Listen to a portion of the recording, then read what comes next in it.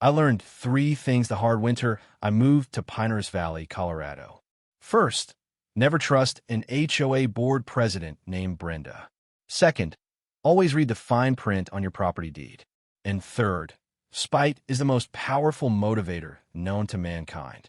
My name's Kyle Davidson, and back in October 2024, I finally bought my dream property, 5 acres of pristine Colorado mountain land, a modest 3-bedroom house, a weathered but solid barn, and the crown jewel, a commercial-grade snowplow truck the previous owner threw into the deal like a cherry on top. The guy, Tom Henderson, was retiring to Florida and just wanted everything gone. I got it all for a song, mostly because nobody else wanted to deal with the HOA. Looking back, that should have been my first warning sign. See, the Pinehurst Valley HOA managed about 40 homes, all strung along a private maze of roads branching off the main county highway. My place? Last house on Aspen Ridge Road, right before you hit National Forest land. The kind of spot where the silence is so thick you hear your own heart beating at night. Tom, the old owner, used his plow for his own driveway, which ran a good quarter-mile and drifted shut every time the wind changed. At closing, he offhandedly mentioned the HOA would sometimes ask him to clear the roads. I figured, neighborly stuff, right? Not demands, just, hey, can you lend a hand? I work remote as a software engineer, so the peace and quiet was perfect. My girlfriend, Emma, lived in Denver and only came up weekends, so most days it was just me, the wind, and the wildlife. The first snow showed up in mid-November. Only a couple inches, but I was itching to fire up that truck, a beast of a Ford F-450 9-foot blade, roaring engine that shook the whole barn when you turned the key. 20 minutes, driveway clear, coffee still hot. Felt like I'd struck gold. But 2 days after that first snow, my luck changed. There I was, 7 in the morning, still in pajama pants, when someone pounded on my front door. I opened it up, and there she stood, Brenda Whitmore, president of the Pinehurst Valley HOA. Late 40s, hair yanked back so tight it must have hurt, puffed up in a North Face jacket and boots, so white they'd never met a real Colorado winter. Her smile was all teeth, zero warmth. Good morning. You must be Kyle. I'm Brenda Whitmore, president of the HOA. I wanted to discuss your responsibilities as a resident with commercial snow removal equipment. And just like that, my day derailed. My responsibilities? I asked, clutching my coffee. Out came a folder. Of course she had a folder. According to the bylaws, she explained, anyone with commercial snow removal equipment must provide snow clearing services for all community roads during winter months. She made it sound like the 10 Commandments. She even had my name, handwritten, on the snow removal schedule, Tom's name crossed out in blue ink. I spent hours reading those bylaws. And sure, Section 12, Paragraph 4 did mention residents with commercial equipment may be called upon to help. But may isn't must, and nowhere did it say it was unpaid. I called the number on the HOA letterhead, got Richard Chun, the treasurer. Richard was frank. Tom did it as a favor. He got his fuel paid and a break on dues. Not technically required. Brenda just convinced him, and he was too nice to argue. Good luck with that, Richard said, half laughing. Brenda doesn't take no for an answer. That Saturday, a blizzard dumped 14 inches. I woke up to 3 missed calls from Brenda and a text. Roads need to be cleared immediately. Multiple residents can't get to work. I cleared my driveway. Made eggs ignore my phone. By noon, she was back, this time with 2 board members. Donald Pierce, vice president, and Susan Martinez, secretary. Mr. Davidson, Brenda snapped, the roads are impassable. You have a legal obligation to clear them. I told her the truth. I'd read the bylaws, I'd spoken to Richard, and Tom got paid for his work. Donald piped up about community, about everyone contributing. I pay my HOA dues. That's my contribution, I said flatly. If you want the roads cleared, hire a contractor. Brenda's face went red. Contractors want $8,000 for the season. That's not in our budget. Not my problem, I told her. Susan got shrill. You're selfish. What about medical emergencies? If that's the HOA's concern, maybe they should have budgeted for proper snow removal. I shut the door in their faces and watched them argue in my driveway for 10 more minutes. Over the next week, Brenda unleashed the guilt trips, then the threats. Calls, emails, letters. When none of that worked, a formal violation letter arrived. Red stamp, $100 per day fines if I didn't comply. That's when I called a Boulder real estate attorney, Patricia Mills. She laughed, told me it was the most ridiculous overreach she'd seen in months. Not enforceable, not even close. I'll send them a cease and desist. 3 days of silence, then another snowstorm. And this time, I woke up to find my driveway blocked by a 4-foot-high, 20-foot-wide wall of snow plowed in from the main road. The only way in or out was my plow truck, stuck in the barn. I called the county sheriff. Deputy Martinez, unrelated to Susan, came out. That's definitely deliberate, he said. But with no proof, he couldn't do much. That afternoon, I drove straight to Durango, bought a full security camera system, and spent all night installing it.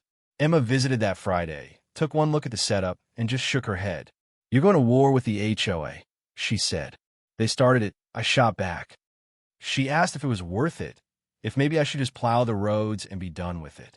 But for me, it wasn't about the plowing. It was about standing up to people who thought they could force me into free labor. Given once, they'd want free landscaping next. Sunday night, 12 more inches. This time, my cameras caught everything. Donald Pierce in his black pickup, pushing another mountain of snow into my driveway at 6 a.m. I called the deputy, showed him the video. That's criminal mischief, property obstruction, and maybe harassment. Donald got a citation and a $500 fine. Brenda called me that night, voice shaking with rage. "You had Donald arrested. He was cited, and he blocked my property. Actions have consequences, Brenda." Next, the HOA tried to fine me $5,000 for discord in the community. I laughed and sent everything to Patricia. She filed a lawsuit within 48 hours. Suddenly, the rest of the HOA woke up. Most folks had no clue Tom was ever coerced. A neighbor, Jennifer Hale, started a petition to recall Brenda. Brenda retaliated, painted me as the villain, but Jennifer blasted the truth out to every resident. My lawyer's letter, the driveway footage, all of it. Recall vote scheduled for February. Meanwhile, Colorado kept getting hammered by snow. Brenda's desperation grew. She offered to pay me, reduce my dues, make me a board member. I ignored her. Then came her fatal mistake. Another blizzard, 18 inches overnight, drifts 3 feet high. While plowing my own place, and Helen's my 83-year-old neighbor, she was family by then, Brenda showed up again, demanding I plow all the roads. "No," I said flatly. "I'll make your life hell. I'll fine you for every little thing. You're already trying. It's not working." I nodded toward the camera I'd just mounted on Helen's garage. She noticed, clammed up, got stuck in the snow, trying to leave.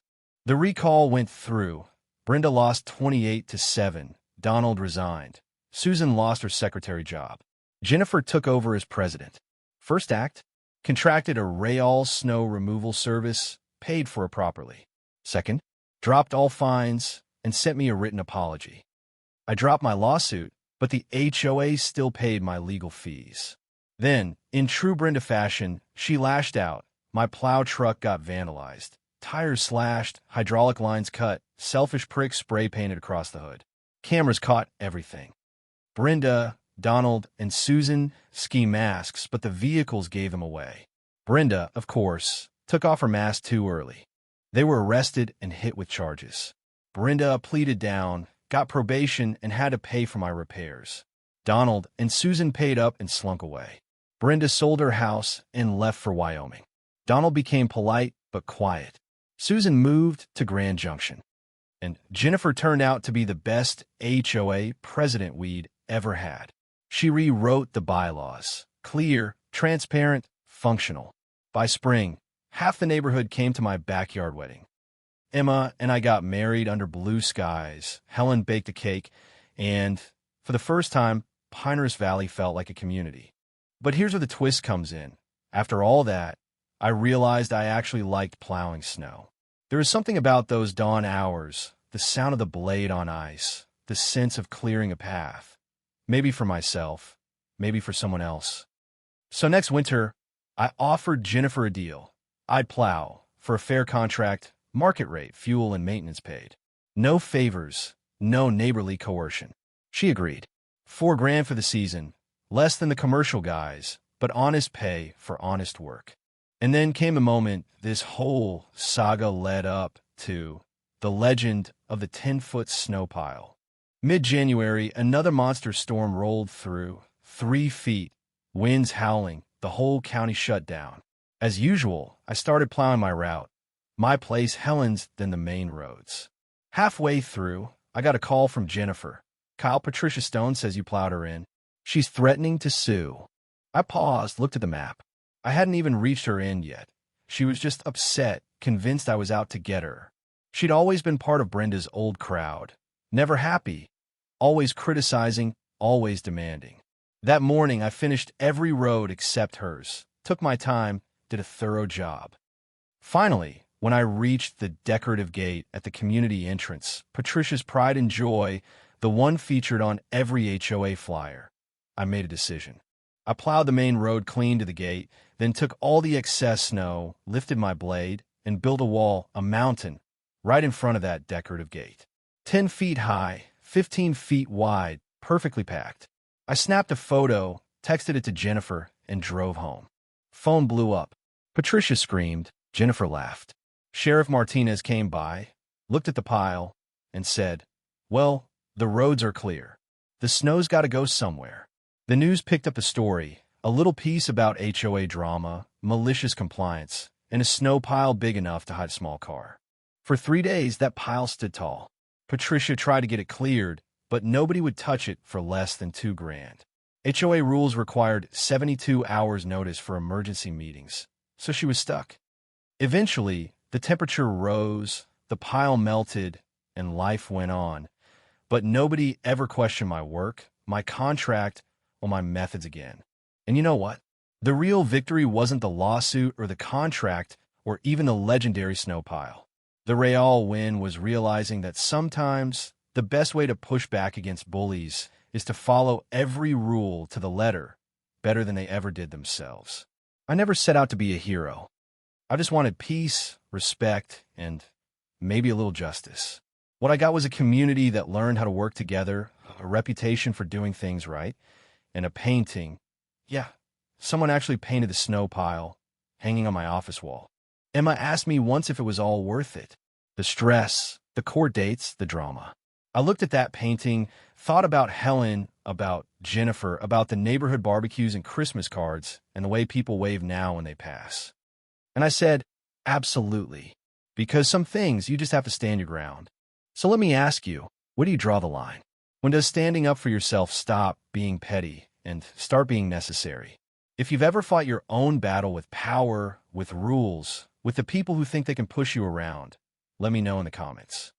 Share your story, your line in the sand, or in my case, in the snow. Because trust me, sometimes the most satisfying justice isn't loud, or angry, or even fast.